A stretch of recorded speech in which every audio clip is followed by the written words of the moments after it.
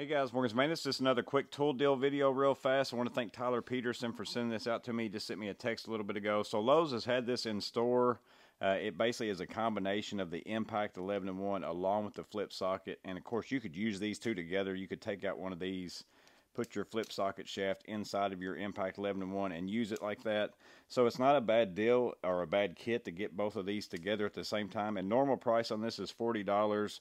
You can see there that it has add to cart to see lower price, and if you add it to your cart, it turns out to be $26.98. So you're saving $13. It's on sale until September 4th.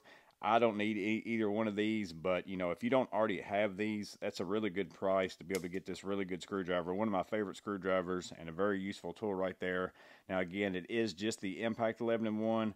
And it is the flip socket that has the 1/2 inch and the 11/32, or at least that's what the picture shows.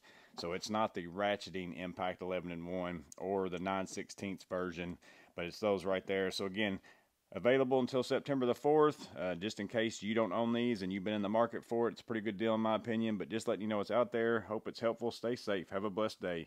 See you on the next video.